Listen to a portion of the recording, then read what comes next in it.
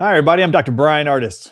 This is the Dr. Ardis Show, and this is a very special podcast, and we're going to be reviewing what are the natural solutions to myocarditis and other heart conditions, such as congestive heart failure, atrial fibrillation, and I'm very excited to do this presentation. There's going to be a PowerPoint I'm going to walk you through explaining what the medical profession conventionally defines what myocarditis and other heart health conditions are.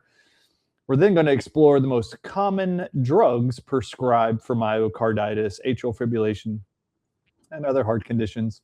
What are some of their just awful, risky, scary published side effects and their black box warnings? And then what nature has proven successful at reversing myocarditis, plants, vitamins, minerals. I'm going to show you those, and I'm going to walk you through those research studies. If you know somebody impacted by myocarditis or heart conditions of any kind, then you should forward this podcast to those you love. If you know somebody diagnosed with any of those conditions, you can download the entire PowerPoint I'm about to show you at the resources tab at the drardisshow.com, and just download it, save it. It's free, and you can email it, review it yourself if you have been diagnosed with myocarditis. Myocarditis, though, just for definition, myocarditis is a Latin term, and myo is Latin for muscle, cardia or cardia is heart. So you have heart muscle, itis is inflammation. What I found shocking that many of you may not know is the word myocarditis only became popular in our age, in our modern era, in 2021, when the COVID-19 mRNA vaccines were first introduced. There was this very rare thing called myocarditis that was occurring within 5 to 14 days of the COVID-19 mRNA vaccines, particularly more so in teenage boys. And the CDC even reported on that in 2021. I've done countless presentations on it. Dr. Peter McCullough, the cardiologist, was traveling the world with me, testifying in state capitol buildings of the effect of myocarditis from these shots that he, as a cardiologist, had never really seen in his entire career. And I actually talked to two other long-time, multi-decade cardiologists who had never even seen a case of myocarditis in their careers. So imagine my shock when I decided to go do my own research into myocarditis.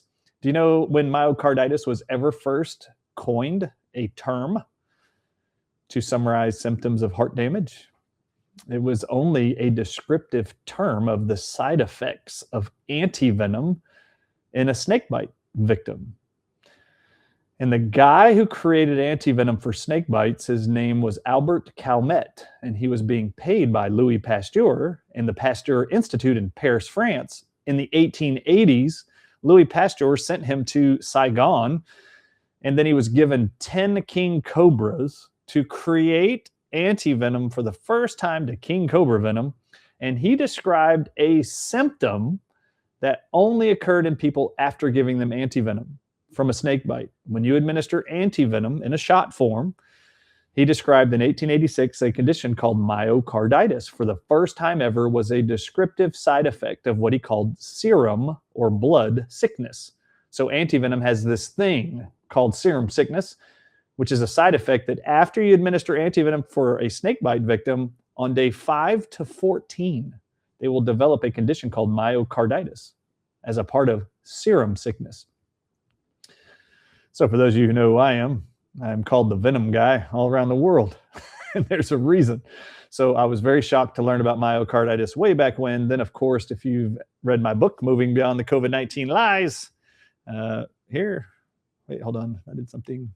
If you haven't read the book, Moving Beyond COVID-19 Lies yet, you may not understand the references to venom anyway. But snake venom was in every COVID-19 mRNA vaccine in the research studies by those who were just given the Nobel Prize in Medicine for making them. So to see myocarditis showing up as a side effect of these new mRNA vaccines that have snake venom phosphodiesterase in them, of course myocarditis was going to be a side effect. How do you think they make antivenom? They make it from snake venom. Okay. All right. But myocarditis, I'm going to dive into here because there's natural solutions to myocarditis that you can actually see with a biopsy. You can reverse all the damage to the heart called myocarditis and confirm it with a biopsy of the heart You can confirm by day 14 you can cure myocarditis. And one singular plant was proven to do this in 2020 or 2021. And I'm going to show you that plant here later on. All right, so anybody with myocarditis, heart conditions, you're about to learn some really cool stuff, and I'm very excited. All right, so let's dive in. Here's my PowerPoint that I'm going to walk us through answers to myocarditis and heart conditions. This is our QR code. You can scan it, put your email in, and we'll notify you of any of my podcasts coming up. And I only do one a week, so if you would like to be notified of where they are, when they're coming, what I'm releasing, that's where you do it. All right, myocarditis, Cleveland Clinic, which is a reputable hospital in Cleveland, Ohio. They have an online website, and on there, they have a whole article titled Myocarditis. So here we go. Myocarditis is inflammation of the heart muscle or myocardium. This inflammation weakens your heart muscle, making it harder for your heart to pump. This can be caused by viral infections or inflammatory conditions. What is it continued? Myocarditis is different from other types of inflammation because each kind happens in a different part of your heart. Pericarditis affects the sac your heart sits inside of. Did you know this? You have your heart and then there's a sac it sits inside of called the pericardium. Pericarditis affects the sac around your heart. Endocarditis is an infection or inflammation of your heart valves. Rare types of myocarditis, they show you lymphocytic myocarditis, giant cell myocarditis, fulminant myocarditis, eosinophilic myocarditis. If you look to the right, you can see the highlighted red, big muscles of the ventricles of your heart, the large chambers of oxygenated blood that pushes the oxygenated blood to the rest of your body. You see the red inflammation there marking with an arrow what myocarditis is. Now, the CDC I mentioned earlier in the very beginning of this podcast announced in 2021 that myocarditis was happening to teenagers more than adults getting the COVID-19 vaccines by day 7 after the shots, the second shot. All right, so here we go. This is this year. I'm actually recording this in December of 2025. This happened to be in June of 2025. Did you know the FDA approved requiring an updated warning on the label of all mRNA COVID-19 vaccines regarding myocarditis and pericarditis following vaccination? And I just highlighted here, this is June 2025. It's very relevant info. Were you told vaccines were safe and effective? Were you told teenage boys and adults, male and female, were acquiring, many of them, myocarditis? Well, I'm about to show you the rates at which this was found out to be happening after the fact. Now, just so y'all know, the FDA knew this was going to happen in October of 2020. Before the COVID-19 vaccines came out in December of that same year, they published a document, the FDA did, that showed myocarditis they expected would be a side effect of the coming shots. If you want to know why I think they knew that, is because they knew snake venom since 1880 caused myocarditis. Thank you, Albert Calmette, who, by the way, also brought you the rabies vaccine and antivenom. Interesting. All right, here's the FDA. Per their requiring now of COVID-19 vaccines to contain myocarditis and pericarditis, the sac around the heart being inflamed or damaged due to the COVID-19 vaccines. The purpose of this new communication safety requirement is to inform the public and healthcare providers that the FDA has required updates to the prescribing information for Comirnaty, which is the COVID-19 vaccine from Pfizer, and Spikevax, which is the name of Moderna's mRNA vaccine for COVID, to include new safety information about the risks of myocarditis and pericarditis following administration of mRNA vaccines. Again, I love that the FDA is calling these mRNA vaccines. If you've read my book, I show you the NIH actually admits there is no mRNA in any of the COVID-19 vaccines called mRNA vaccines. It's actually DNA plasmids. All right, so let's continue with whatever they're fraudulently posting here. The results of a study that collected information on cardiac MRIs in people who developed myocarditis after receiving an mRNA COVID-19 vaccine. This is the updated warning for myocarditis and pericarditis. The warning on myocarditis and pericarditis in the prescribing information for Comirnaty, the Pfizer COVID vaccine, Spikevax, the Moderna vaccine, has been updated to convey that observed risk of myocarditis and pericarditis following vaccination with the called mRNA vaccines has been highest in males 12 to 24 years old, to include the following new language. Incidence of myocarditis and or pericarditis during the period of 1 to 7 days following the administration of the 2023 to 2024 formula of mRNA COVID-19 vaccines was approximately 8 cases for every million people that got it. 6 months years old through 64 years of age, and approximately 27 people developed myocarditis per million doses in males 12 through 24 years of age. So for all people, male, female, and younger children, it's 8 cases per million got myocarditis and pericarditis, except in the 12 to 24 year age for males. It was 3 times, actually almost 4 times higher, the amount of myocarditis and pericarditis. Now, for those of you who have followed me for a long time, there's a direct correlation to how venom behaves in the human body with excess testosterone in teenagers. Testosterone enhances venom toxicity even in snakebite victims. So this is why I believe this is so clearly a known impact on males, particularly in the puberty area, 12 to 24, when they have the highest amounts of testosterone. And Peter McCullough and I were in studio during COVID-19, and he actually brought up the testosterone connection, and then I got to educate him on other stuff after that. But he actually saw the correlation also. It was published. Now let's dive into heart disease in general. Heart disease includes many diseases that affect your heart, but coronary artery disease is the most common and familiar one. Heart disease can lead to a heart attack, heart failure, cardiac arrest, stroke, and organ damage. What is heart disease? It's when your heart isn't working well. It has trouble sending enough blood, oxygen, and nutrients to your body in a way your heart delivers the fuel that keeps your body running. If your heart can't deliver that fuel, it affects everything your body systems do. Heart disease is the top cause of death in the United States in people from most ethnic backgrounds. Heart disease is usually ranked 1 or 2 number 1 causes of death, or number 2 causes of death in America. All right, here's the different types of heart disease as defined by the Cleveland Clinic. You have coronary artery disease, which is fatty deposits in your blood vessels, causing them to narrow the amount of blood going through them. Arrhythmias, abnormal heart rhythms. Heart valve diseases, valves that are too narrow or don't close right, reduce blood flow. Cardiomyopathy, cardio means heart, myo means muscle, pathy means disease of. They describe this as a stiff or thickening of heart muscle that can't pump the blood well. Then you have heart failure. It's another type of heart disease. Your heart can't pump blood enough to keep up with your body's needs. Then there's congenital heart disease, what you're born with.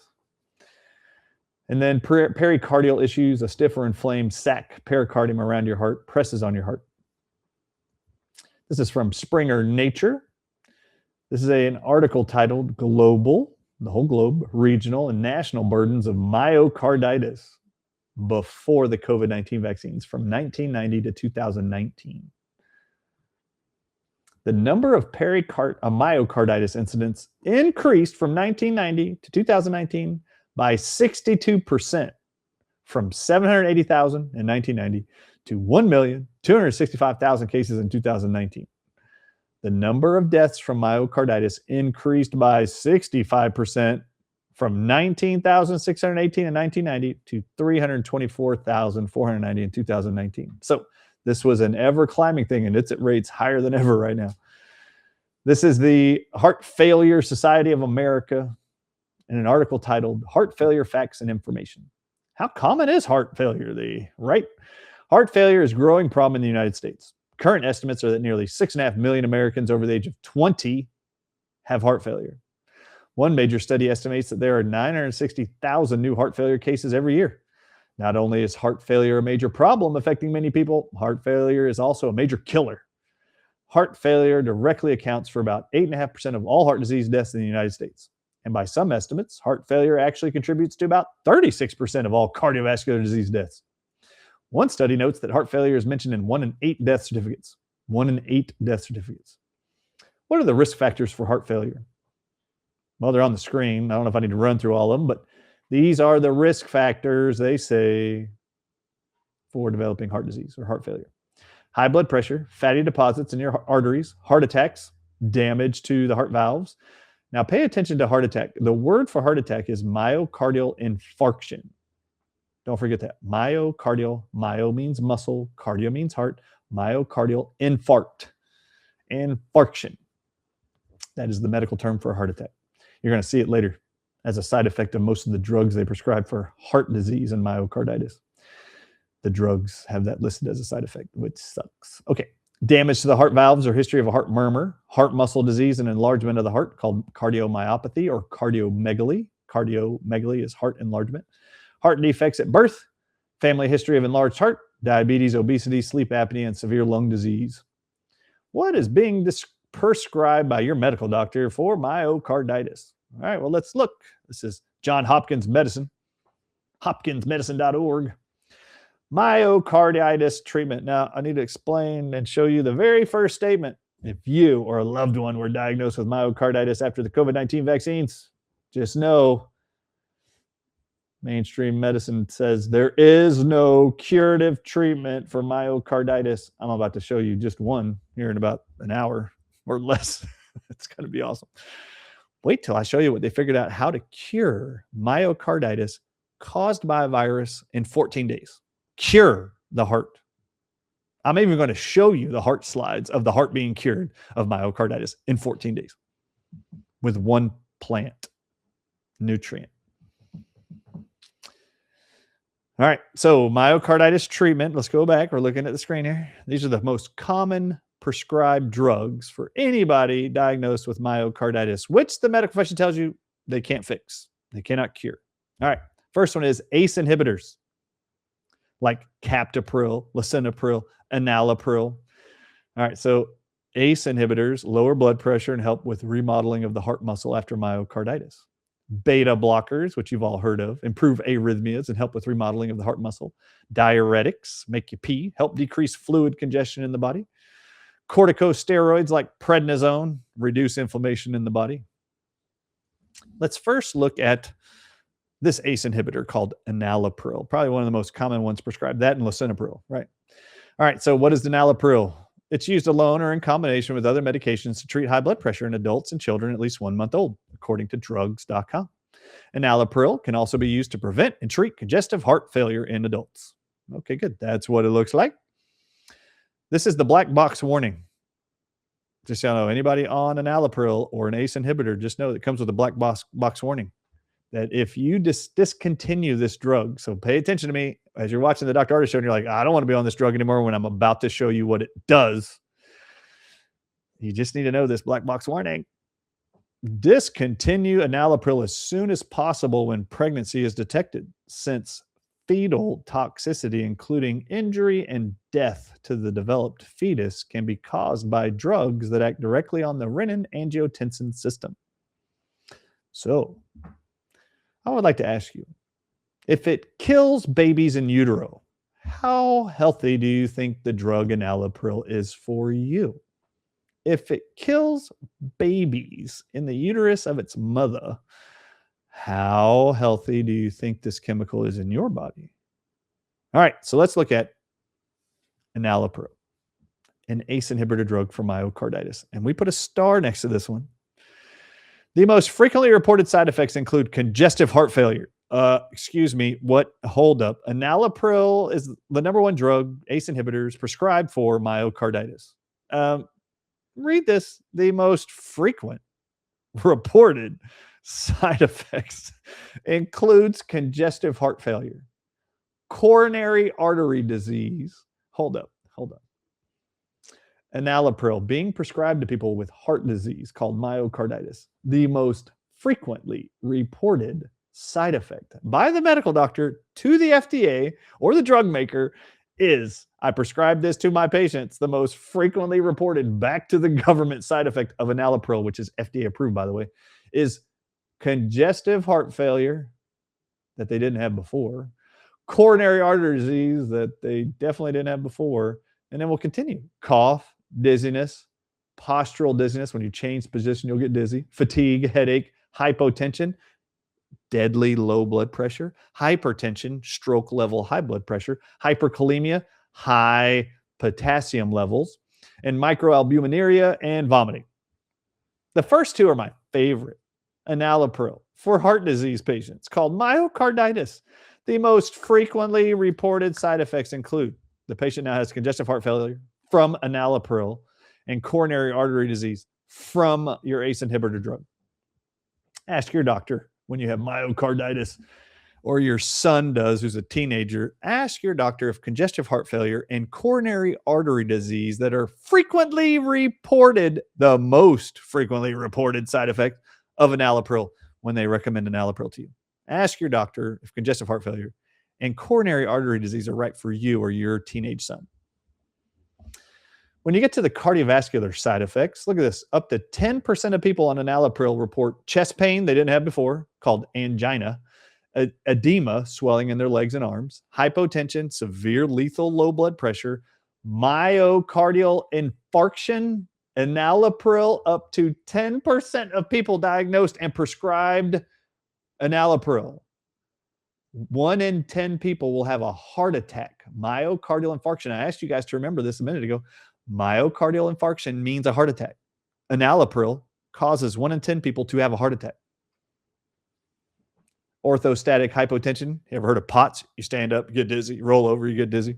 Hypotension, rhythm disturbances, tachycardia is caused by enalapril in 1 in 10 people.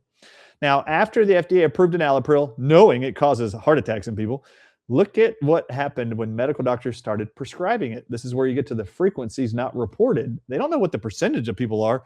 We just know that since the FDA approved this drug and it's no longer in human trials where you get the 1 in 10 people in the human trials had a heart attack, for example, now that it's on the shelves and been FDA approved, medical doctors are writing in and complaining to the government that enalapril is causing atrial tachycardia, atrial bradycardia, atrial fibrillation. Enalapril is causing cardiac arrest, that's death, your heart stopped beating, and vasculitis, inflammation of your veins and arteries. Cardiac arrest, anybody? Hold up. How does enalapril, an ACE inhibitor drug for myocarditis, a heart disease, how is it possible the most frequently reported side effects above at the top of the screen is heart failure, congestive heart failure, coronary artery disease, and after the FDA approved it, doctors have said it's causing my patients to have tachycardia, bradycardia, atrial AFib, and some of my patients' hearts just stopped and they died or had to be saved with an AED device. Ask your doctor if cardiac arrest, coronary artery disease, and congestive heart failure are right for you when they prescribe enalapril to you or your loved one. Is that shocking to you? It better be.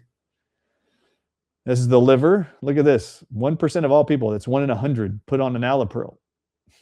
1 in 100 will experience liver failure. That's hepatic failure. They'll develop hepatitis or jaundice. GI tract, 10% or more will experience nausea. Up in 10% or more will experience nausea. And then 1 in 10 will experience abdominal pain, diarrhea, and vomiting. Hypersensitivity section of side effects for enalapril includes angioneurotic edema of the face, extremities, lips, tongue, glottis, and or larynx or rash. So swelling parts of your face, mouth, you name it. The nervous system, dizziness in 10% or more people in the clinical trials for enalapril. You just became dizzy. I don't know. Are you excited about being dizzy? Those of you with low blood pressure, high blood pressure, where you're feeling dizzy, do you think adding dizziness is better? 1 in 10 will experience headaches, syncope, taste alteration, vertigo. 10% or more will experience asthenia, which is like, painful, weak muscles all over the body. Weak muscles all over the body, muscle wasting. 1 in 10 will experience fatigue. Sorry, we got to go back. Other side effects of enalapril. Look at this. You see, bottom right, herpes zoster is caused by enalapril. We put a patient on enalapril and then they develop shingles. That's what herpes zoster is. I'd like to ask you, how does enalapril cause shingles? I thought shingles came from a virus called the herpes zoster virus. Well, if shingles comes from the herpes zoster virus, is herpes zoster in enalapril? How the hell would it make a person have herpes zoster, shingles, unless inside enalapril tablets is that virus. The next thing I wanted to highlight was a positive ANA, anti-nuclear antibody. Do you know what that is? Anybody out there with an autoimmune disease? Anybody? Do you know that your medical doctor is looking on your blood test when you come in complaining about a rash all over your body, joint pain in your body, and they think you might have an autoimmune disease? Do you know what they're looking for in your blood? This positive ANA marker. Did you know enalapril, an ACE inhibitor for high blood pressure? Did you know that enalapril for heart disease that causes congestive heart failure, most frequently reported, coronary artery disease, and causes cardiac arrest? Do you know this drug also causes a positive ANA in your blood work? But do you know that your medical doctor, if any medical doctor on earth, but primary rheumatologist, when they see a positive ANA report, do you know what they're going to blame that on? Any guesses out there? Autoimmunity is 100% of the time blamed on genetics. So you're going to be told you inherited this. Whether you were diagnosed with lupus, fibromyalgia, Sjogren's disease, it doesn't matter. Whatever autoimmune disease they told you had when they found this, they're going to blame it on genetics. I'm sorry. If you were on enalapril before you were diagnosed with an autoimmune disease, enalapril is what caused your positive ANA in your blood work, not your mom and dad's genes. 1 in 10 will develop depression from enalapril. Enalapril causes depression. Blurred vision, anybody? Does that make your life better? More than 10% of all people on enalapril in the human trials develop blurred vision they never had before. And then conjunctivitis. Once the FDA approved it, now medical doctors around the world have written into the FDA that I put my patient on enalapril and they developed conjunctivitis. Pink eye is what conjunctivitis is. Hyperkalemia, excess potassium. Now respiratory. This is enalapril still. Did you know 10% or more of all people on enalapril will develop a persistent chronic cough? Did you know that 1 in 10 will develop bronchitis from enalapril? Notice they tell you dyspnea, shallow breathing, and pneumonia is caused by enalapril. I thought pneumonia was either caused by bacteria or a virus. How does enalapril, a drug you swallow, does it have pneumonia bacteria in it? Does it have pneumonia virus in it? How did you get pneumonia from enalapril for high blood pressure, an ACE inhibitor drug? How did you develop bronchitis? I thought that was caused by infections. Unless there's infections in the pill. Can you explain that to me? Can your medical doctor explain it to you? Ask your doctor if pneumonia is right for you, because 1 in 10 on enalapril will develop it. And then 1% of all people on enalapril will develop asthma. Oh, did you know that? 1 in 100? All right, let's keep going. After the FDA approved enalapril, pulmonologists started reporting, and cardiologists, my patient I put on enalapril now has blood clots in their lungs called pulmonary embolism caused by enalapril. Pulmonary embolism and infarction, death of lung tissue. Pulmonary edema, water filling up in their lungs, enalapril causes. Upper respiratory infection, anybody out there dealing with RSV, reoccurring pneumonia, you name it, enalapril causes that. Kidney stress, 1 in 10 will develop increased kidney markers, creatinine levels, potassium, urinary tract infections. Anybody? 1 in 10 on enalapril will develop urinary tract infections from enalapril, an ACE inhibitor drug. Up to 10% will develop depression. That's enalapril. Ask your doctor if depression, congestive heart failure, coronary artery disease, cardiac arrest, herpes, zoster, chicken pox, shingles. Ask them if those things are right for you when they prescribe enalapril. And when they say, no, those symptoms are not right for you, say, well, then why are you giving me a poison called enalapril just because it's FDA approved? Do you not read the damn label? I think there's a better way. All right, we're still talking about myocarditis and health conditions and the most commonly prescribed drugs. Now we're to metoprolol. Oh my goodness, millions of people in America are on metoprolol. All right, metoprolol is a beta blocker that affects the heart and circulation, blood flow through your arteries and veins. Metoprolol is also used to lower your risk of death or needing to be hospitalized for heart failure.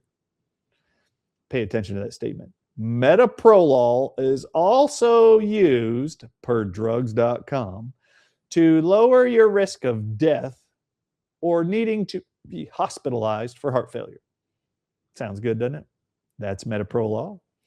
Here is its FDA black box warning for metoprolol. Ischemic heart disease. Do not abruptly stop metoprolol tablets in patients with coronary artery disease.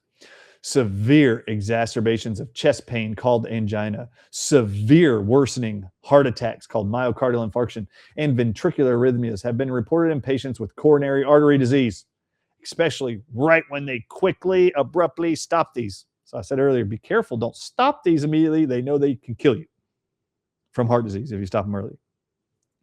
Now, remember, metoprolol is used to reduce your risk of dying from heart disease and being hospitalized for heart disease. Look at these damn statistics. These are from the clinical trial on humans for metoprolol. The cardiovascular side effects section of drugs.com for metoprolol reads, heart failure occurred in 27% of people from metoprolol. When we gave them metoprolol, they had heart failure. 1 in 3 people. 1 in 3 people also developed hypotension, systolic blood pressure less than 90. Bradycardia, heart rate less than 40 beats per minute, was 15% of all people. Hold up. This thing said it was supposed, metoprolol is to lower your risk of death and hospitalization from heart disease. 1 in 3 people in the trials before the FDA approved this thing, they approved it knowing this, by the way. 1 in 3 people had heart failure caused by metoprolol. So ridiculous. 1 in 10 in the human trials developed cold extremities, arterial insufficiency. They didn't pump enough blood from their heart to the rest of the body. Palpitations, heart they could feel in their chest. First degree heart block. That's not good. Second or third degree heart block. Oh my God. Second and third degree, you go unconscious. You get real dizzy. You want to faint. Third degree, you're dead. Like you're in a coma. Your heart ain't working enough, man. Oh, look at the last one there. Cardiogenic shock in patients with acute myocardial infarction. That happens in 1% of all people, 1 in 100 on metoprolol. The others were 1 in 10 or higher. So absurd. Ask your doctor if cardiac arrest is right for you. Heart failure. Oh my God.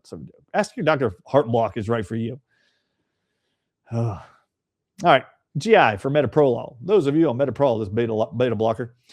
1 in 10 develop diarrhea, nausea, dry mouth, gastric pain, constipation, flatulence, heartburn, abdominal pain, and vomiting. Retroperitoneal fibrosis in the lungs and in the abdomen. It's awful. Respiratory, 1 in 10, shortness of breath, wheezing, and shallow breathing. Nervous system, 1 in 10 will develop dizziness, vertigo, stroke from metoprolol, and headaches. 1 in 10. For 1 in 10 people going to their pharmacy at CVS and Walgreens to get metoprolol for their heart arrhythmias and heart disease, 1 in 10 will have a stroke from metoprolol. Ask your doctor if strokes are right for you when you have heart disease or myocarditis that they give you metoprolol for. Now, after the FDA approved it, many medical doctors said that I put my patient on metoprolol like the FDA recommends, and they developed short-term memory loss from metoprolol. Now, Alzheimer's is first loss of short-term memory. And people that start experiencing that, they'll be called early onset Alzheimer's. Well, what you're learning here is metoprolol causes early onset dementia. Ask your doctor if memory loss is right for you when they prescribe metoprolol. For the skin, pruritus and rash, sweat increase, which is not a big deal. I don't mind sweating. It must be really excessive sweating to be reported in a trial. Psychiatric, 10% will develop depression from metoprolol. Oh, we can just prescribe them an antidepressant. Furosemide, otherwise known as Lasix, all of you. This is a diuretic. We're still talking about drugs for myocarditis. What is furosemide, known as Lasix? It is a loop diuretic used to treat fluid retention, edema in people with congestive heart failure. So to remove water from the body, you take a water pill, they call it. That's Lasix, furosemide. Now, this is the black box warning for patients who are prescribed furosemide. Furosemide is a potent diuretic. It'll make you pee a lot. If given in excess amounts, it can lead to profound diuresis with water and electrolyte depletion. You're going to need Hydrate Complete from Dr. Ardis's website. Hydrate Complete, you better have it. Furosemide side effects included these. Metabolic section. 1 in 10 will develop hyponatremia, that is low sodium. Hypochloremia, that's low chloride. Notice every patient in the hospital is given sodium chloride in a bag. That's because most of these heart patients are on these drugs that cause you to be low in both of those. Hypokalemia, low potassium. Blood cholesterol is increased. Blood uric acid is increased. That's called gout. And then after the FDA approved furosemide Lasix for heart disease and water retention, many medical doctors have reported what you see there on the screen. Hyperglycemia, high blood sugar. Diabetes developed from metoprolol. Ask your doctor if diabetes is better than just having heart disease and myocarditis. Metabolic alkalosis, hypercalcemia, too much calcium. Hypomagnesemia, that's too low of magnesium, which causes heart disease. Dehydration, you need our Hydrate Complete. Tetany, serum potassium decrease. Blood level of potassium goes down. You're going to get muscle cramps, heart cramps, leg cramps, you name it. Barter syndrome, whatever that is. Electrolyte disturbances and blood calcium decrease. For the blood, hemoconcentration and thrombocytopenia. Ask your doctor if blood clots are right for you. For the genitourinary tract, Lasix causes glycosuria, blood sugar excess in your urine. Bladder spasm, urinary retention, urinary incontinence is caused by Lasix. Deafness is caused in 1 in 100 people on Lasix. Deafness, 1% of all people will go deaf, caused by Lasix. After the FDA approved Lasix to go to the market and medical doctors started prescribing it, this is what's been reported around the country to the FDA about this damn drug. I put my patient on Lasix because they had high blood pressure and myocarditis, and they developed weakness. My patient suddenly died. Notice sudden death as a side effect of Lasix, reported by medical doctors after prescribing it to their patients who weren't dead before they prescribed it. Ask your doctor if sudden death is right for you when they prescribe Lasix. And then when they ask you, where'd you hear that? Say, I learned it from drugs.com on the Dr. Ardis Show. Hearing disorders. Anybody out there losing your hearing, having tinnitus, being told you need hearing aids or a cochlear implant? Hearing loss is caused by Lasix. I had perfectly good hearing until I was prescribed Lasix for myocarditis and high blood pressure. Ask your doctor if going deaf, paying thousands of dollars for new hearing aids every year, or a cochlear implant is right for you when they prescribe Lasix.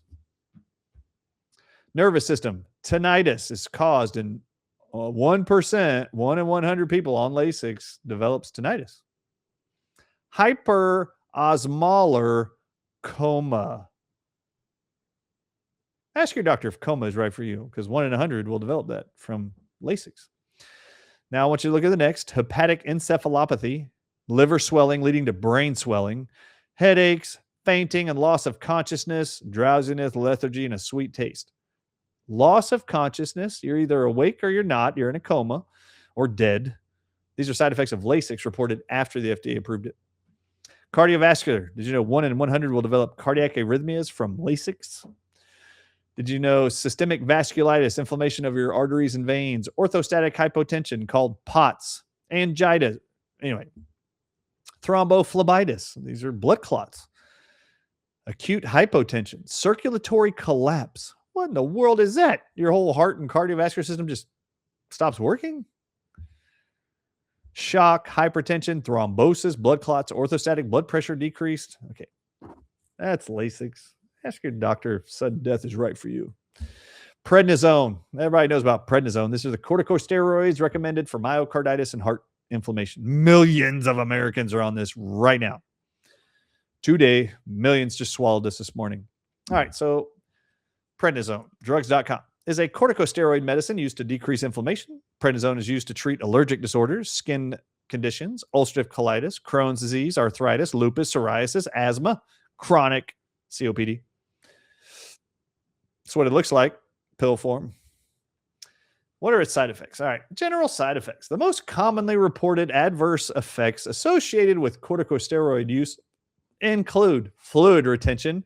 That's going to require a Lasix diagnosis that we just ran through for you. Uh, Alteration in glucose tolerance. Diabetes, anybody? So you're going to now become unable to balance blood sugar. You're going to become a diabetic from prednisone. High blood pressure is caused by prednisone. It's one of the most commonly reported adverse side effects of prednisone is developing high blood pressure you didn't have before. Prednisone causes that. Behavior and mood changes. Anybody need a therapist or feels like they're missing out by not having their own therapist or a psychiatrist? If you want one, start taking prednisone and you'll have behavior and mood changes. Increased appetite and weight gain. If you just feel like you're too skinny, if you started to realize there's an anorexic problem in Hollywood when you watched Wicked, when you watch the main actresses there, you're like, wait a minute, what happened to these people? They need to put on some weight. Maybe I need to put on some weight. Prednisone will help you do it. These are some of the metabolic changes in the human body that occur when you're putting them on prednisone, and you can read them. I'm not going to go through all those. Let's get to the heart ones. After the FDA approved prednisone for use in all patients prescribed by medical doctors, did you know that bradycardia is being reported by medical doctors after putting their patient on prednisone? Now they have bradycardia, changes in their heart rhythm, cardiac arrest. I prescribed prednisone. My patient took one tablet and they died. Their heart stopped. They reported that to the FDA, to the drug manufacturer. But look at the list. Prednisone being prescribed to everybody with heart conditions and myocarditis, bradycardia, cardiac arrest, cardiac arrhythmias, cardiac enlargement, circulatory collapse, and congestive heart failure are side effects of prednisone already known by the FDA. We'll go down farther. Cardiomyopathy, developing heart disease in premature infants is a side effect of prednisone. Myocardial rupture following a heart attack. Your heart literally ruptures open. Parts of your heart muscle rip open after a heart attack because of prednisone. Ask your doctor if prednisone, reported to the FDA, marked on the package inserts as causing cardiac arrest, cardiac arrhythmias, enlarged heart, congestive heart failure, circulatory collapse, heart disease in premature infants, and a rupturing, ripping open heart muscle from a heart attack caused by prednisone is right for you. I don't know about you, but when they say heart disease is number 1 or 2 killer in America, now you're starting to figure out why. The 4 drugs they prescribed to everybody with supposed heart symptoms and myocarditis, every one of these drugs have cardiac arrest, congestive heart failure, and death as side effects. Okay. Now you know why it's showing up on 1 out of every 8 death certificates. Notice on your death certificate, they don't write. Let's go back. Notice they don't write. Patient had a heart attack and their heart ripped open, their heart ruptured because of prednisone. No, they don't write that on your death certificate. They say the patient died of heart disease. No, they didn't. They died from cardiac arrest from prednisone. Their heart stopped from prednisone, but they don't write that on your death certificate. Cardiac arrhythmias, cardiac enlargement, congestive heart failure caused by prednisone is never going to get written on a death certificate. They're just going to write heart disease. Can't make the drugs look bad. No, just keep funding this damn racket. Adrenal insufficiency, you can look at all the problems associated with it. Number of sperm increased or decreased. You can create infertility with prednisone. Menstrual irregularities, you name it. Hyper and hypothyroidism are listed on there. Moon faces is another side effect of prednisone. I can't imagine anybody on earth going, you know what, Mom? When I grow up, I want to have a moon face. Well, if you do, prednisone will do it. Did you know, for all of you out there who are scared to develop cataracts, did you know that after the FDA approved prednisone, many, many medical doctors have reported to the FDA that when I wrote the prescription of prednisone for my patient, when they came back, they had already started developing cataracts as a side effect of prednisone. Did you know that was a reported side effect of prednisone? Did you know prednisone causes cataracts? Did you know prednisone, also look at it underlined, did you know that prednisone causes glaucoma? Which is, by definition, the next thing they wrote, increased intraocular pressure. That is what glaucoma is? Water buildup in your eyes, and your eyes can't focus, double vision. How many of you have prism glasses right now to handle your double vision caused by increased eye pressure called glaucoma? And how many of you are on prednisone? Pancreatitis, anybody? It's known to be caused by prednisone. Musculoskeletal. Anybody out there afraid of osteoporosis? Did you know prednisone causes osteoporosis? Did you know prednisone causes fractures of your long bones called your femur? You know, you're told you fell and broke your hip, but in reality, your hip broke and then you fell. And what's the risk there? Death from pneumonia from the surgery in the hospitals. The number one cause of death for elderly. All right, well, osteoporosis leads to the fracture of long bones, and both of those are caused by prednisone. Did you know that? Tendon ruptures, and particularly the Achilles tendon.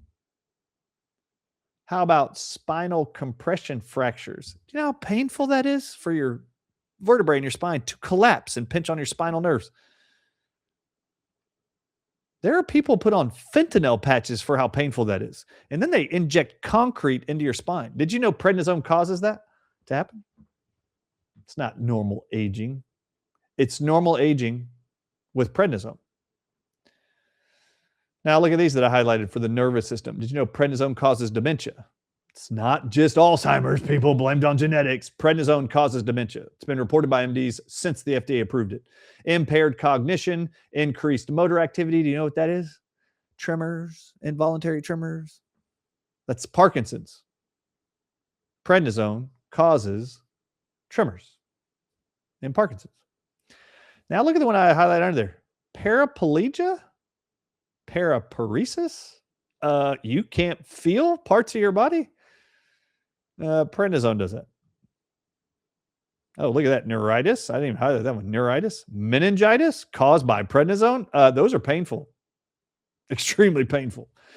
Psychiatric prednisone side effects. Once the FDA approved prednisone, medical doctors started prescribing it, then the patients taking it would come in and report to their doctors these things. I didn't have anxiety before. I didn't have delirium before. I didn't have depression before I started prednisone.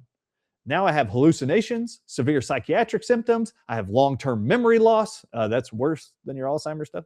Schizophrenia is a side effect of prednisone. Verbal memory loss. You can't speak. This is aphasia. Bruce Willis just retired from Hollywood for this. Withdrawal behavior. Any of these sound good for you? Anybody out there have loved ones they know dealing with any of these who are on prednisone before they were diagnosed with these and were told these were normal signs of aging or genetic? Skin. Anybody out there want alopecia and lose your hair? Did you know prednisone does that? Did you know prednisone causes horrific cystic acne all over the body? It's right there. Acne, acneiform eruptions, acne. But I'm going to highlight alopecia because losing hair sucks for everybody. Thin, fragile skin. Anybody out there cutting themselves, just touching the doorknob or their casing of their doorway?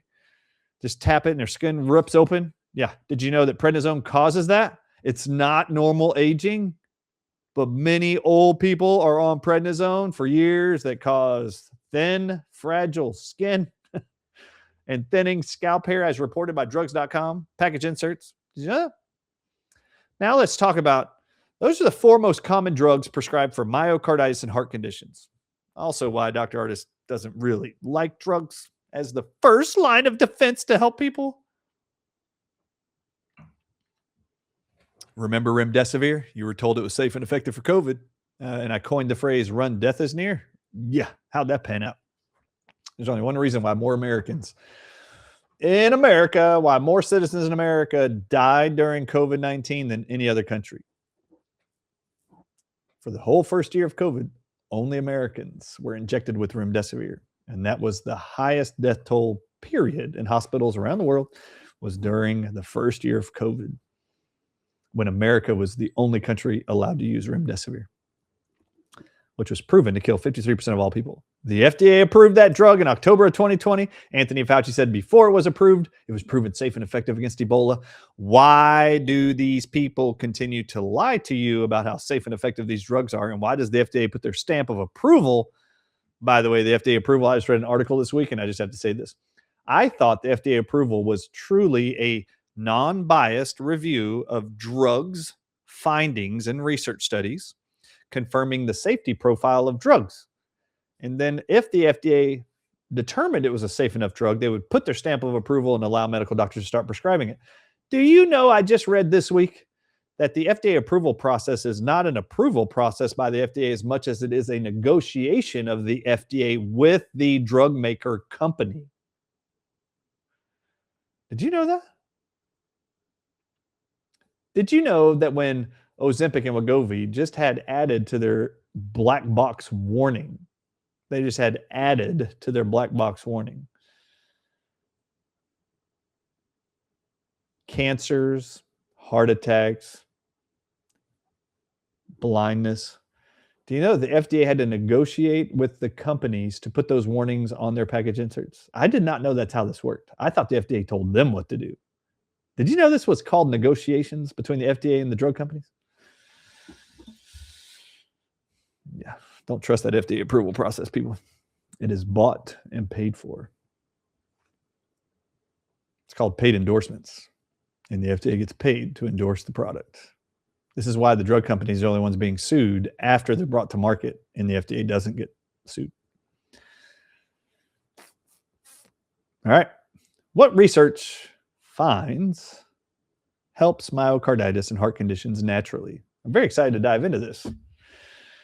The first thing we're going to talk about is a substance called guggul resin extract. It comes from a tree called the Commiphorus muckle tree out of the Middle East and India. I really love this natural substance. It's like the sap or gum from this tree.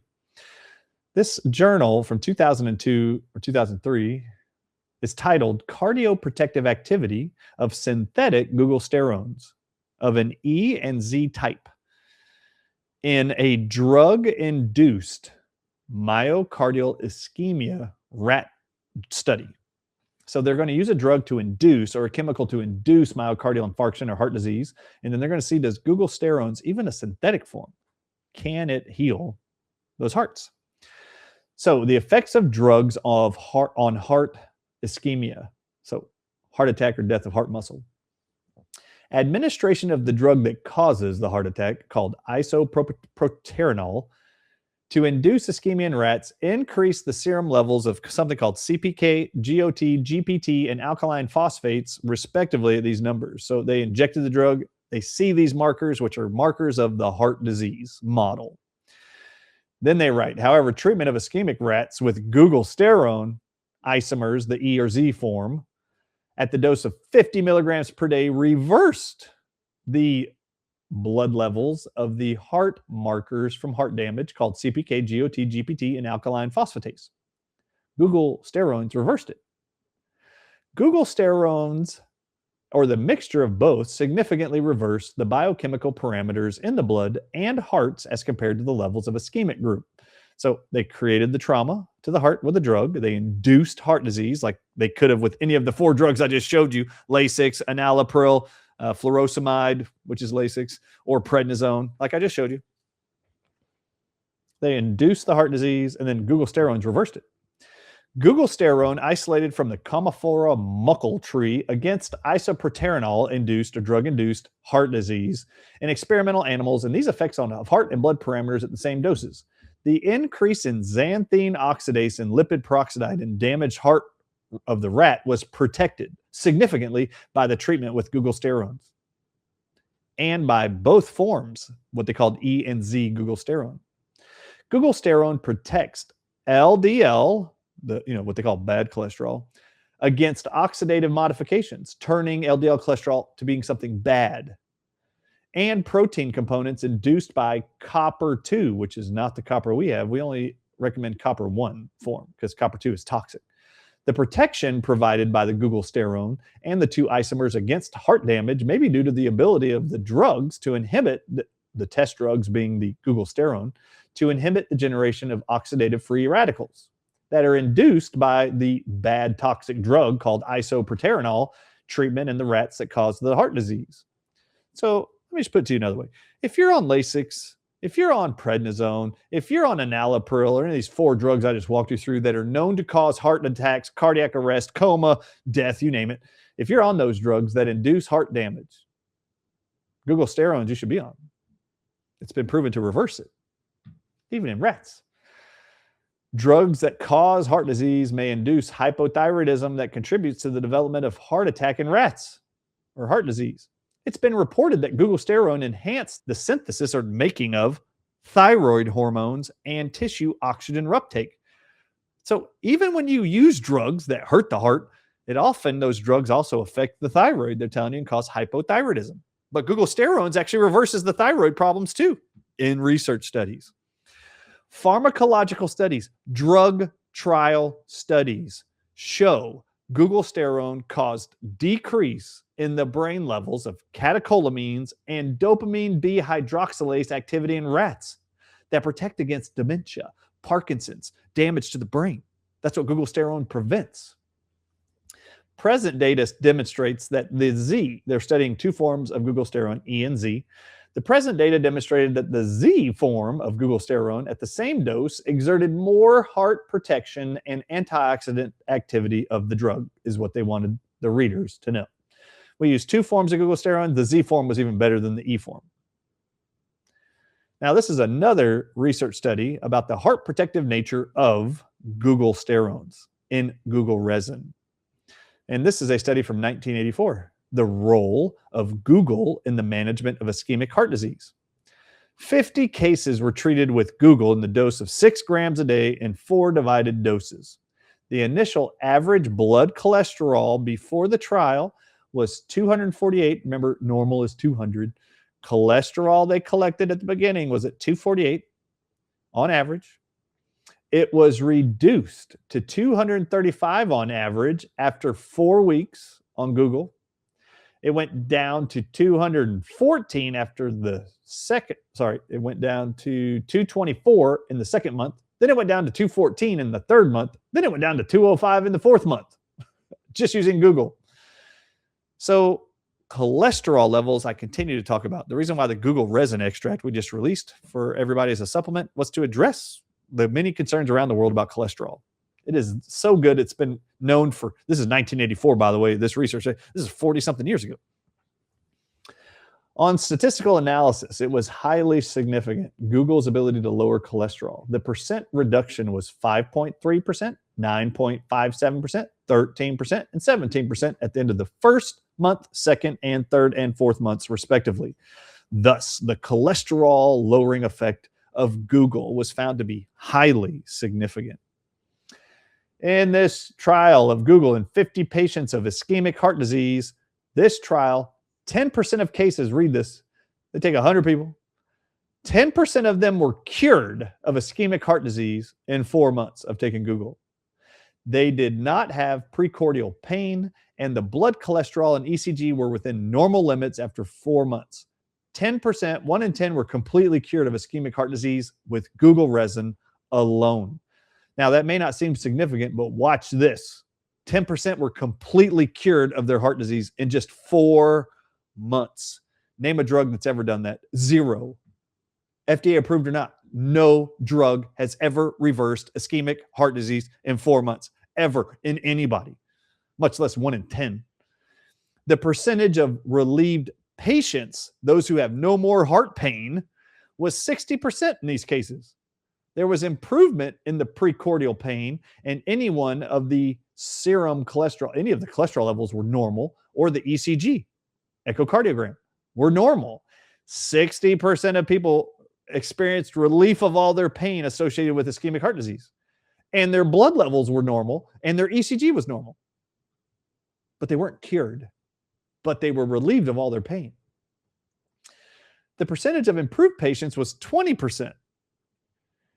In the cases in which there was only improvement in the pain, but no improvement in the precordial pain, and no improvement in cholesterol or the ECG. But 20% saw improvement. So this is the list. I just want to show you all this. This is amazing. They took 100 people with ischemic heart disease and just gave them Google for 4 months. 5 of them were, it's 50 people. 5 of them were completely cured of all their heart problems. That's 10% of all of them. The pain in many of them, 30 out of 50 were completely, all their pain was gone, and their blood cholesterol was normal, and their ECG was normal, but they weren't considered cured. That was 60%. That is a total of 70%. And then another 10 of the 50, which is 20%, were also improved. Like their pain was all gone, but they didn't see real improvements in their cholesterol or ECG. Add that up. 10%, 60%, 20%. That is 70% of 100%. That's 45 out of 50 people. There ain't an effing drug in the world that has those numbers. That's FDA approved. Only 5 out of 50 people had no changes in their pain, cholesterol, ECG. Anybody with heart disease that's on any of the drugs I just showed y'all, y'all should be pissed right now that your cardiologist has not put you on Google Resin. They've known this for 40 years. Your job now is to go teach them. That should be shocking to all of you. All right, now this is a research study from 2007. The therapeutic effects of Google and its constituent called, its component inside called Google sterones. And this is only about cardiovascular benefits. Most of the subsequent animal studies were done in rats. Consistent results were obtained with Google sterone at doses ranging from 5 to 100 milligrams for every kilogram of body weight. Google sterone at 25 milligrams per kilogram lowered blood cholesterol and triglycerides by 27% and 30% respectively after a treatment period of just 10 days. This is awesome. There ain't no statin drug on earth that does that ever. But Google does it. And just so y'all know, please don't think this is weird that I'm showing you a rat study. Every drug approved by the FDA that you can go get in a pharmacy was first tested in mice and rats before they gave it to humans. And they actually tell you why they do that. Every mouse, every rat has the same exact genes that a human does. And I quote, "We studied drugs in mice and rats because if it's going to happen in a mouse or a rat, it is going to happen in a human." So they go into mouse and rat studies, then they move into humans. And then the FDA approves it or doesn't approve it. Okay, so these numbers here, if it happens in a mouse or a rat, it's going to happen in a human. In Triton-fed rats, the Google sterone at a dose of 50 milligrams per kilogram significantly reduced blood cholesterol levels. In cholesterol-fed rats, Google sterone at a dose of 5 milligrams per kilogram for 30 days reduced the lipids, which is LDL, and very low density VLDL levels. So the bad cholesterol lowered significantly in 30 days. In addition, it was found that Google sterone treatment increased lipolytic enzyme activity as well as receptor-mediated catabolism of LDL, which is called your LDL. Your body's able to break it down so it doesn't accumulate in your arteries. Google sterone does that. Y'all should be excited about that. Now, I'm done with Google, but Google Resin is in 2 supplements I'm about to show you. One's called Cardio Flow. It's the first ingredient in it for the heart conditions. I created that formula. And then the second one is our Google Resin extract by itself. It's just in a capsule form. So we just released that about a month ago. Very exciting. Or a couple months ago from this recording. All right, now we're going to talk about one specific mineral that literally I go around the world and people call me the magnesium guy. Wait, you're that magnesium doctor. Am I? Okay, that's me. I love magnesium. All right, so here's magnesium. The role of dietary magnesium in cardiovascular disease. Now, listen to just some of these highlights about magnesium and heart disease. If your cardiologist does not have you or your loved one who has heart disease of any kind, does not recommend magnesium, fire the dumb doctor.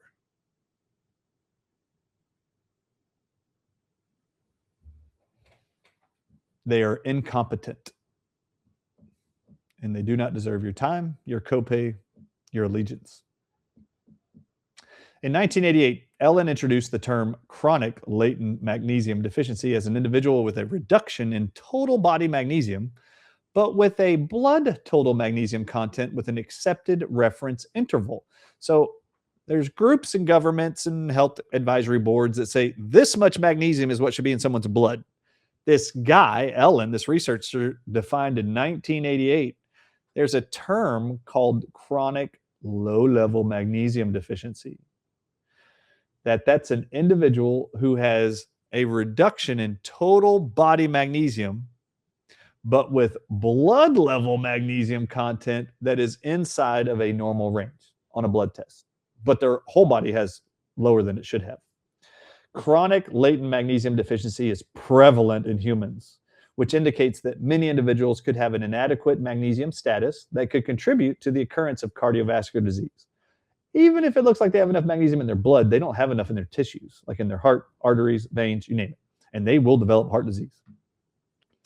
In 1993, a second experiment, magnesium deficiency, was induced in humans by feeding a liquid diet that contained 0.5 millimoles of magnesium, an amount that is near what some individuals might routinely consume in their diet. Most people don't get enough magnesium. This deficiency increased angiotensin-induced plasma aldosterone. Now, I have to explain this. Aldosterone is a hormone your body makes. When you don't have enough magnesium in your body, aldosterone goes up in production. Do you know what causes hardening of arteries disease that leads to aneurysms and strokes? It's called aldosterone. The higher the amount of aldosterone, the higher the hardening of your arteries becomes and the faster they harden. In fact, low salt intake causes elevated aldosterone, and it is directly correlated to heart disease and high blood pressure.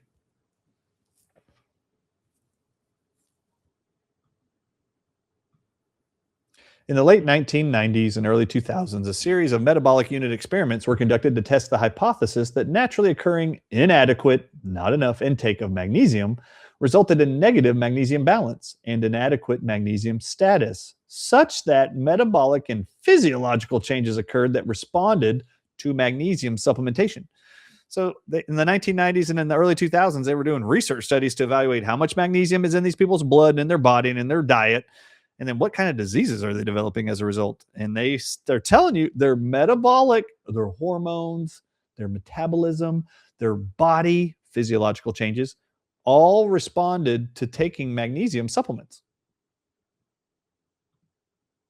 If your cardiologist or your medical doctor is not recommending magnesium, fire them. When consuming diets comprised of conventional foods providing between 100 and 118 milligrams, these changes included adversely affecting cardiovascular function. Notice, they're telling you, they didn't get enough magnesium. They developed cardiovascular dysfunction during submaximal work, an increase in both supraventricular, these are the ventricles of your heart, the big chambers, and supraventricular plus calcium retention and ventricular beats. They saw a decrease in urinary calcium excretion and increased calcium balance, and thus increased calcium retention. They saw a decrease in urinary excretion of phosphorus and potassium. They saw altered oxidative metabolism and induced heart rhythm changes, including AFib. When you didn't get enough magnesium, the patients developed AFib. How many cardiologists are recommending AFib? For AFib, magnesium. How many cardiologists instead are recommending Eliquis, a prescription drug known to cause heart disease and death and strokes? Yes, it's a published side effect. That is a prescription FDA-approved drug. How many cardiologists, when you have AFib, is recommending magnesium to you?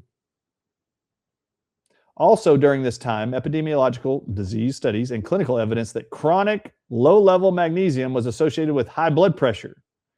How many people do you know see a cardiologist for high blood pressure and are recommended magnesium? Not very many. Instead, they tell you to take Lasix. Did you see the list of side effects of Lasix I just showed you? In addition to healthy populations, a low magnesium status has been associated with cardiovascular disease in patients with health problems such as diabetes. Low magnesium correlates to the populations of people with diabetes and chronic kidney disease. Anybody out there seeing a nephrologist, a renal kidney specialist? Have they ever recommended to you for your kidney disease magnesium? And if not, you should fire them. Or at least take them to the study, and if they don't want to read it, then fire them. If they don't want to believe research, fire them. If they don't want to listen to you as you listen to me, let them go. For example, systemic reviews and collections of studies have found an inverse relationship between, an inverse meaning one's high, one's low, have found an inverse relationship between magnesium intake and stroke. The more magnesium people took, the less strokes they had. Really? How many stroke patients do you know who have high blood pressure, stroke level blood pressure, are being put on magnesium by your cardiologist? How many of you knew those of you not told to take magnesium increase your risk of stroke? Thank you, cardiologists. When I say you should fire them, you should definitely fire them if they're not recommending magnesium to everybody. There's also an inverse correlation between blood magnesium and all-cause cardiovascular death. Any reason why someone dies from heart disease is directly correlated to whether or not they're taking magnesium. The amount of magnesium in the body, the lower it is, the more deaths there are. The more magnesium there's less cause of all deaths caused by heart disease, particularly in those with chronic kidney disease and end-stage renal disease. Ask your nephrologist and cardiologist if magnesium is right for you, because it is. Trials found that magnesium supplementation decreased both systolic and diastolic blood pressure. What? ACE inhibitors, anybody?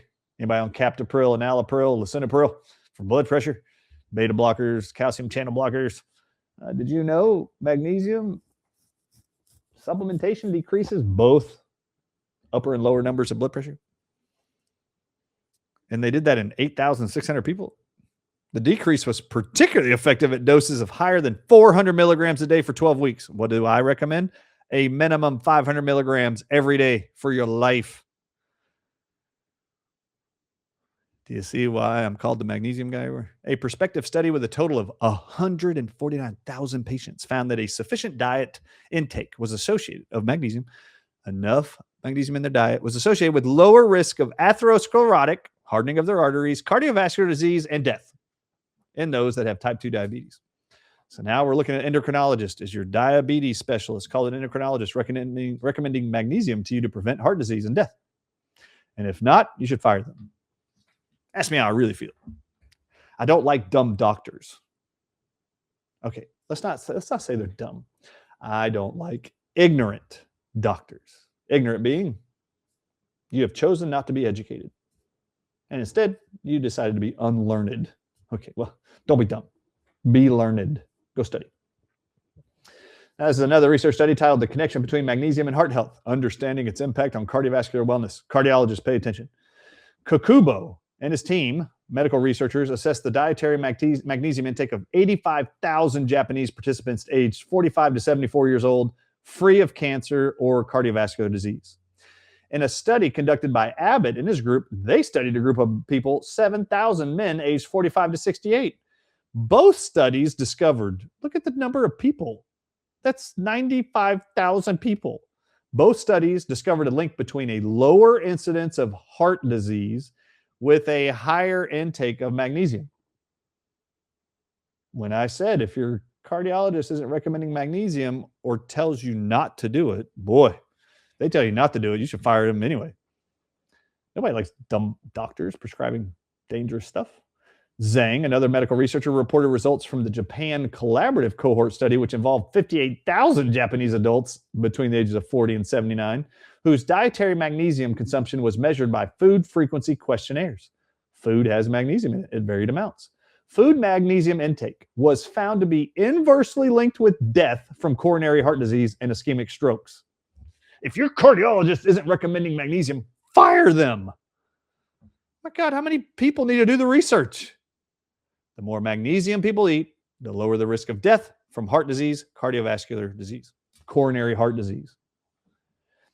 A study was conducted by another medical researcher on 55 participants with a cardiac response rate of more than 120 beats per minute and had AFib.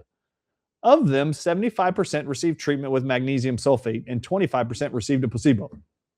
Magnesium sulfate was given and it led to a conversion to sinus rhythm and a reduction in pulse rate. What? Hold up. It improved atrial fibrillation and lowered blood pressure and the pulse rate? Oh, ask your cardiologist if magnesium is right for you. And if they say no, you say, doctor, I'm sorry, but you're not right for me anymore. Davey and Tubner, the two more researchers, observed similar outcomes in a prospective randomized double-blind placebo-controlled experiment on 199 adults with fast atrial fibrillation, AFib, who were admitted to the emergency room. Magnesium was given to 102 participants of the 199, while a placebo was given to 97. It was found that the magnesium group had a higher chance of achieving a heart rate of less than 100 beats per minute and changing to sinus rhythm, normal rhythm of the heart.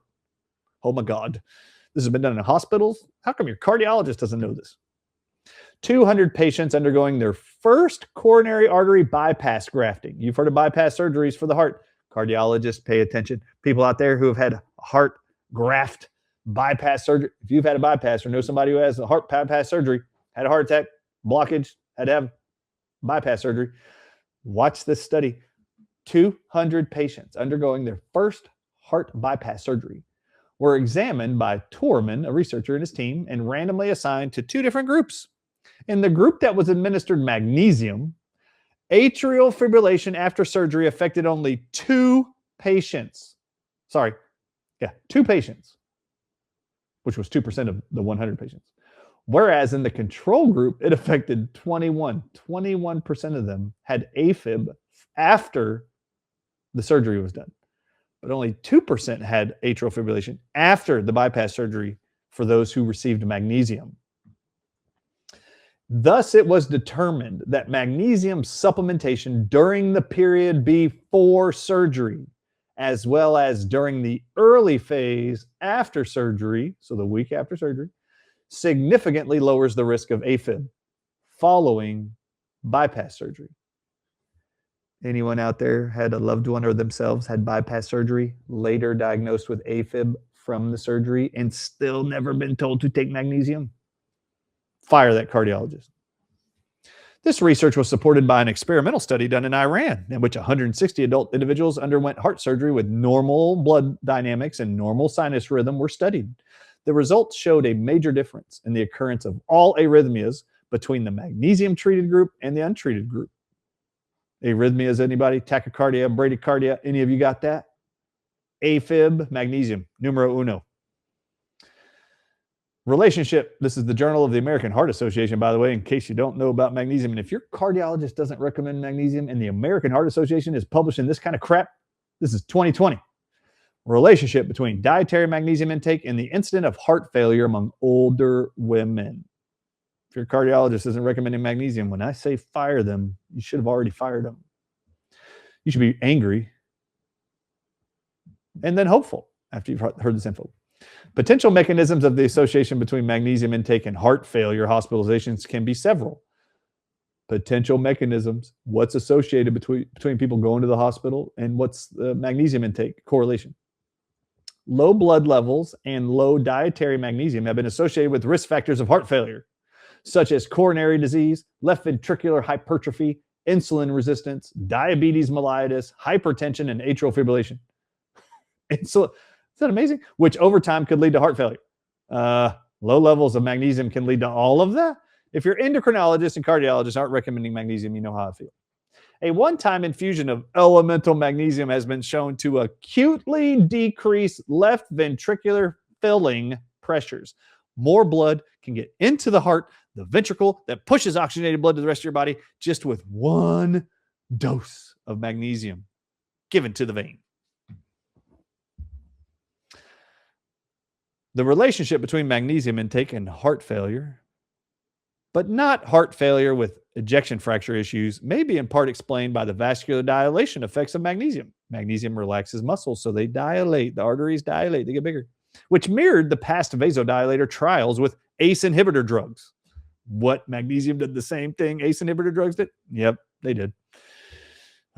And angiotensin receptor blockers, beta blockers, and hydrolysine and nitrates, other drugs, and improved outcomes in patients with heart failure with ejection fraction issues. Ask your cardiologist if magnesium is right for you. Based on the U.S. recommended daily allowance of dietary magnesium at 320 milligrams per day, I recommend 500, for non-pregnant women above 30 years of age, the implications of our study are large, as about 75% of all postmenopausal women in this multi-center, multiracial study have a magnesium intake of 272, which is less than 50 milligrams of what they recommend at the top, 320 milligrams. and that's below the recommended daily allowance levels. And our results suggest a quarter of the postmenopausal women in this study are at increased risk of developing heart failure on the basis of their dietary magnesium intake alone. Because they're not taking enough magnesium, we believe they might have heart failure more than anybody, older women. Atherosclerotic risk in communities cohort study demonstrated that low level of magnesium was associated with the development of incidence of heart failure. It is plausible that the habitual high intake of magnesium may eventually increase your blood levels of magnesium as a reflection of higher body stores to provide protective effects against heart failure. The more magnesium you swallow into your stomach, the more will get into your bloodstream, the more protection for heart failure you will have. Now we're going to get to something found in licorice root extract. We're still talking about myocarditis, heart disease. We're talking about natural antidotes. I've shown you what drugs do and how dangerous they can be. This is the natural antidotes proven by medical science.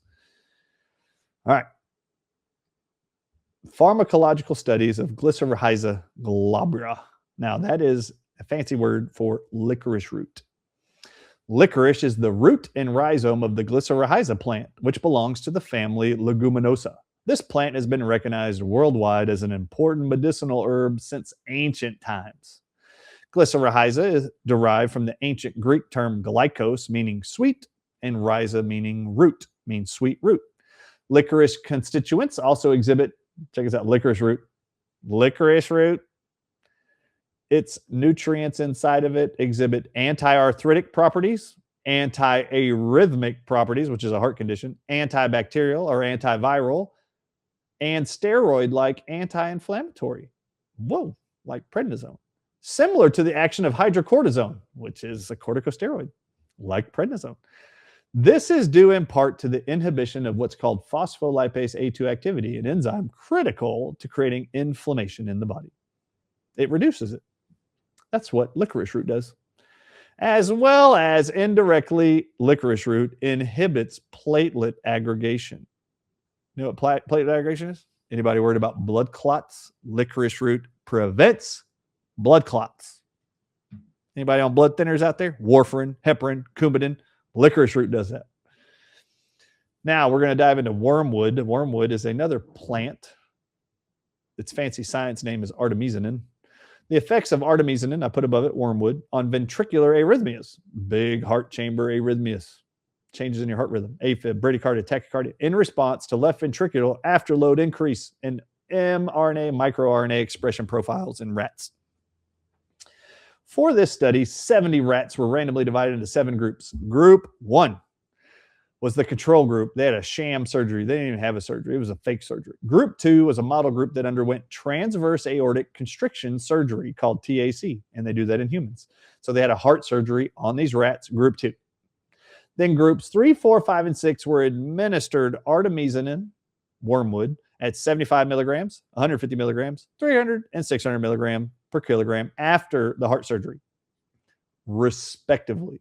That's the amounts that group 3, 4, 5, and 6 were given. So there was a sham group. Group 1 didn't have a surgery. It was a fake one. And then the second group of rats actually had the heart surgery. Then group 3, 4, 5, and 6 were given various amounts, increasing amounts of wormwood called artemisinin. And group 7 was administered a drug called verapamil at 1 milligram per kilogram before the surgery. And the wormwood was given before the surgery too, sorry. A ventricular arrhythmia, arrhythmia of the heart, was calculated to evaluate preventative effects of artemisinin and verapamil, the drug, on mechanical or surgery-caused ventricular arrhythmias. The high throughput sequencing-based approach provided DMs that were altered by artemisinin pre-treatment between group 2 and group 4. They saw changes with the artemisinin group. All right, now, hold on. I want to focus on something here. The average, look at the top, the average ventricular arrhythmias of groups 3, 4, 5, and 6, and 7 were significantly reduced compared with those of group 2. Group 2 just got the surgery. But the ventricular arrhythmias of groups 3, 4, 5, 6, which were given artemisinin or wormwood, were significantly reduced compared with those of group 2. Group 7 was given the drug verapamil. I want you to read together. Group 2 was a model group that underwent the surgery. Groups 3, 4, 5, and 6 were administered artemisinin and wormwood at 75, 150, 300, and 600 milligrams before the surgery, respectively. What they found in this study was arrhythmias were less in the artemisinin and wormwood groups and the verapamil group. But what they found in this study was that verapamil, the drug, caused atrial ventricular blocks, which leads to feeling like you're going to pass out, faint, or even die. AV blocks, that's wormwood. Now, let's keep going. This is another one from Bentham Science, another medical journal on wormwood. Extracts of wormwood alleviates myocardial remodeling, the healing of the heart from damage of heart disease. The same drug they used in the previous rat trial to induce heart disease, they're using it again here. They use isoprotenolol, was injected subcutaneously under the skin to induce cardiac fibrosis, scar tissuing of the heart. Proteomic analysis was performed after 4 weeks of wormwood treatment. So then they evaluate the rats after giving them 4 weeks of wormwood. Echocardiogram was used to evaluate cardiac function and structure, which is exactly what they use in humans. The analysis identified 227 different expressed proteins, including 119 upregulated and 108 downregulated proteins. These proteins were identified as the core proteins targeted by wormwood for improving the heart's rehealing, they call remodeling. In the animal study of the drug-induced heart disease rat model, we found that artemisinin administration, wormwood, significantly ameliorated or resolved cardiac dysfunction. And wormwood reduced collagen production, the scar tissue, by suppressing all of those inflammatory markers in the myocardium, in the heart muscle. Similar beneficial effects of wormwood were consistently observed in the tumor growth factor beta 1 group treated primary cardiac fibroblast. In conclusion, this study validated that artemisinin, called wormwood, attenuates ISO, the drug-induced myocardial fibrosis. And remember, I just showed you 4 heart drugs that cause these kind of heart problems. And wormwood can reverse it and improves cardiac dysfunction. Our findings can be exploited clinically to pave the way for artemisinin, wormwood-based combination therapies for the treatment of future heart failure. Ask your cardiologist today to read these research studies and recommend wormwood, Google, magnesium for you. All right, now, this is one of my favorites I'll talk about is cinnamon. This is PubMed.gov. This is from 2021. Beneficial effects of cinnamon and its extracts in the management of cardiovascular diseases and diabetes. Let's read together. Cardiovascular diseases and diabetes are the leading cause of death worldwide. Numerous lines of findings have elucidated that cinnamon has beneficial effects against cardiovascular diseases in various ways. Cinnamon does. Cinnamon includes this benefit: endothelium protection inside your arteries and veins, regulating of your immune response. Cinnamon lowers blood lipids, that's your cholesterol numbers. Cinnamon is an antioxidant. Cinnamon is anti-inflammatory. Cinnamon suppresses vascular smooth muscle cell growth and mobilization. Cinnamon represses platelet activity and thrombosis, that reverses blood clots and inhibits angiogenesis, the development of them. Furthermore, emerging evidence has established that cinnamon improves diabetes, a crucial risk factor for cardiovascular diseases. In cinnamon, the nutrient that they know cures cardiovascular diseases and makes all of those improvements we just named, they found the substance inside of it is called coumarin. And this article, I just want to show you coumarin content in cinnamon. What's the deal? I need to show you from this article. Read with me. Coumarin is a natural blood thinner from which the drug warfarin, its generic name Coumadin, is derived.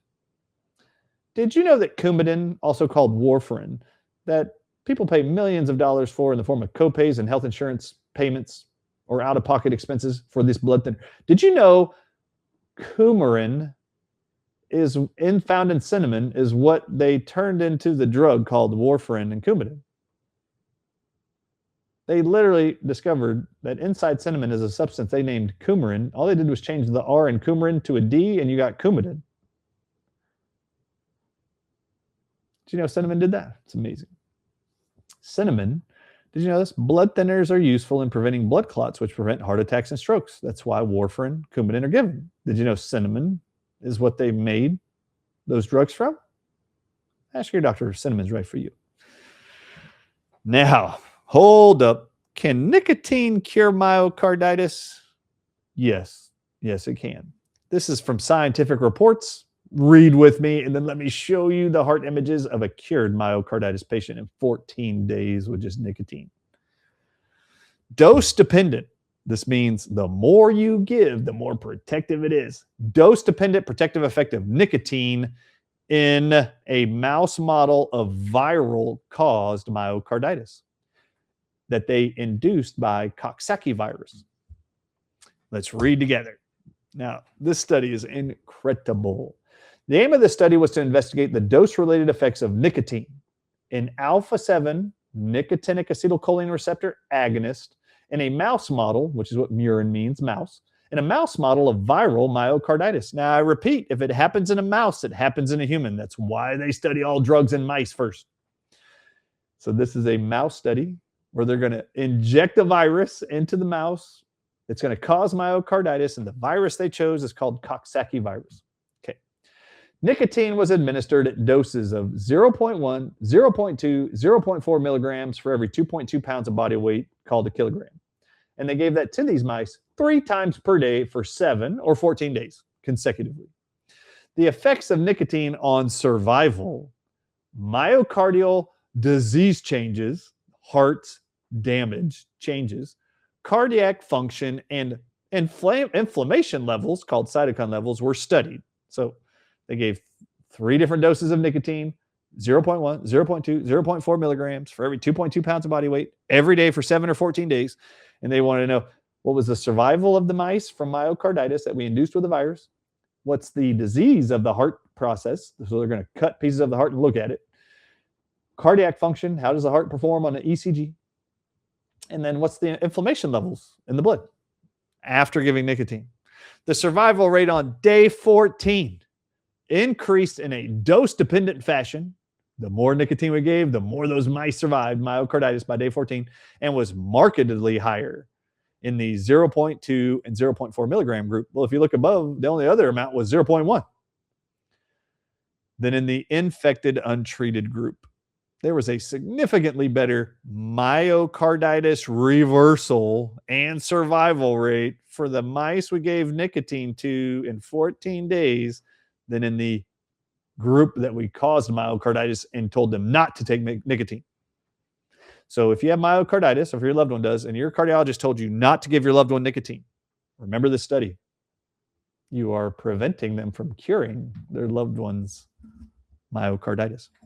Treatment with high-dose nicotine reduced the myocardial inflammation, the heart inflammation, and improved the damaged left ventricular function of the infected mice.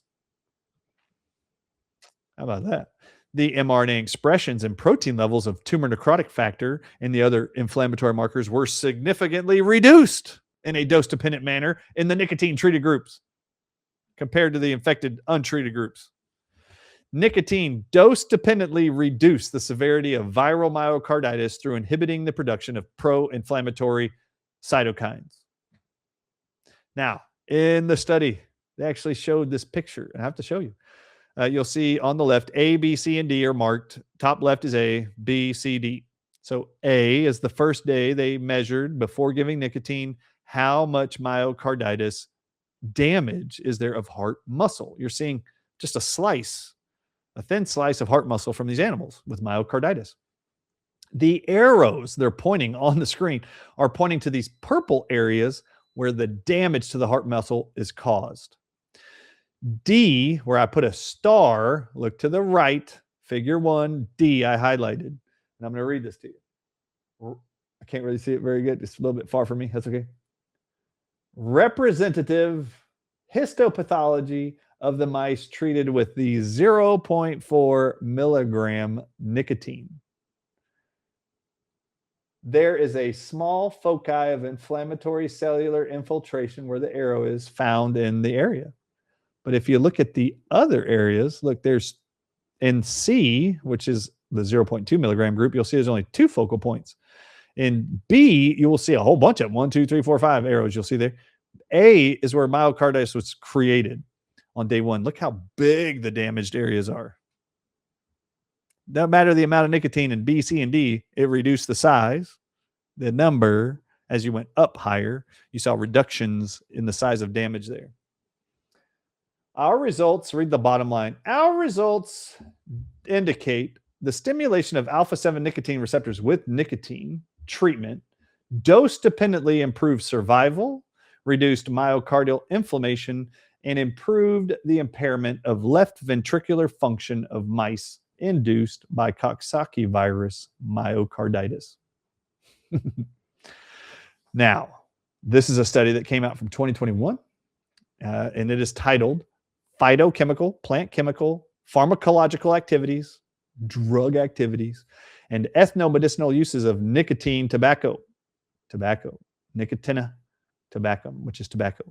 A comprehensive review, and I want to highlight something for you here.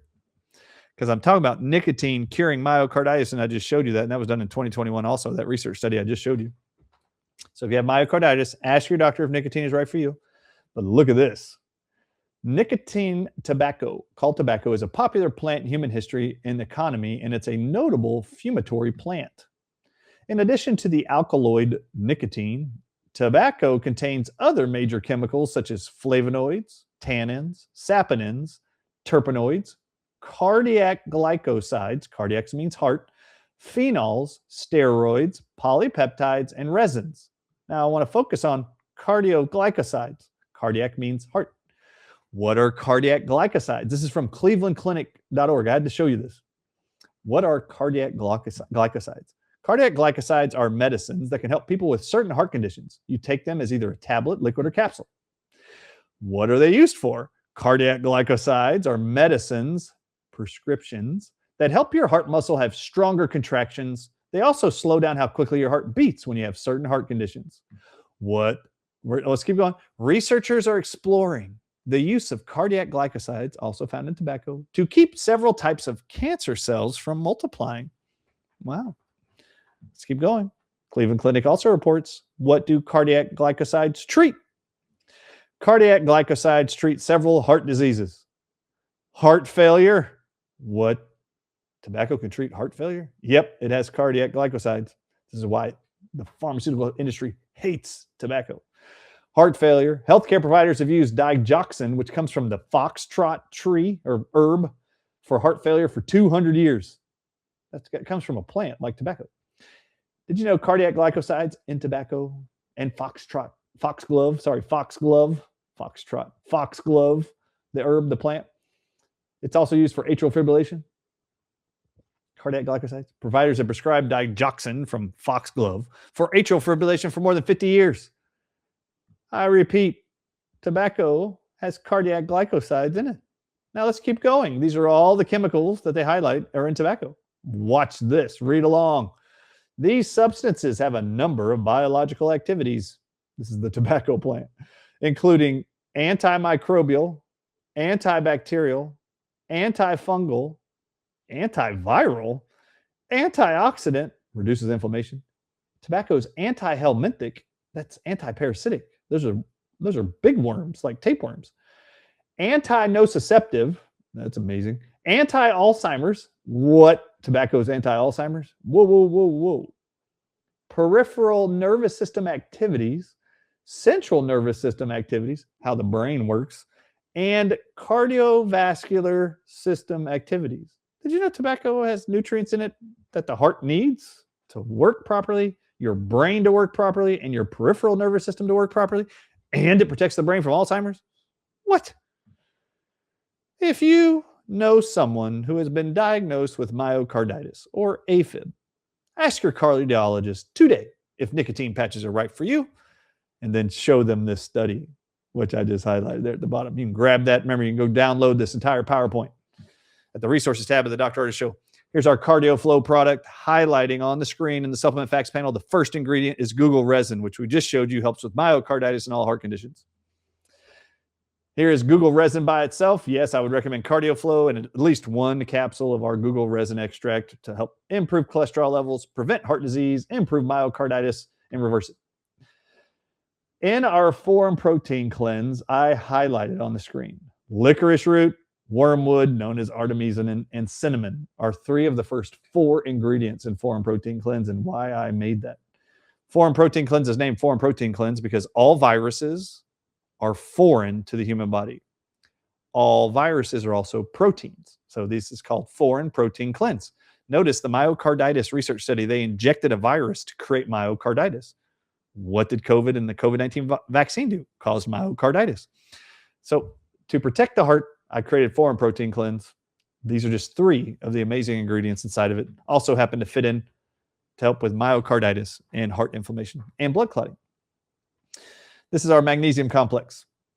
4 capsules, 400 milligrams. You'll see the various forms: magnesium malate, magnesium citrate, magnesium aspartate. Ask your doctor if magnesium is right for you. It is. Scan the QR code if you enjoyed this. Please share this far and wide. It's the #1 or #2 killer in the world is heart disease. Myocarditis is becoming ever more popular and more diagnosed, and everybody needs to know these truths. This is our new book. Scan the QR code. Go get it. It's at the Dr. Ardis Show. It's an Amazon bestseller, has been for years. It's now in Spanish. It's in French. It's also coming to you in Polish very soon. And we're very excited about that. All right. Let me get out of that screen there so you can just look at me. I hope the year 2026 is an amazing year for you. I hope the holidays were an incredible period wrapping up the year 2025 as it has been for me. God bless you. I love you. Thank you for your support. Thank you for hanging out with me. And if this has provided any value to your life, I'd love to hear from you. So let us know. Any comments at info@thedrardisshow.com. We appreciate all that you do. I honor you and your support of us. Please share these messages far and wide. I believe that nature wins. And I think we've been able to show you that for all those that developed myocarditis in recent years, only to find out now that myocarditis is a black box warning for the COVID-19 mRNA vaccines, even though the FDA knew that beforehand. These are some of those solutions I believe you should either go ask your doctor about, or you, now that you have the research studies, you now can make a confident decision of what you need to add to your daily life to improve your heart's function and protect it from heart disease or death. I'm Dr. Ardis. We will see you next time on the Dr. Ardis Show. Thanks for watching this week's episode. Visit thedrardisshow.com/follow for my official social media channels and free healing resources. Beware of fraud accounts. Neither I nor my company will ever ask you for money, crypto, or personal information through your social media or DMs. Like this video and share with a friend. And if you're not already, subscribe and follow along so you don't miss any updates from me, the only real Dr. Bryan Ardis. And remember, nature always wins.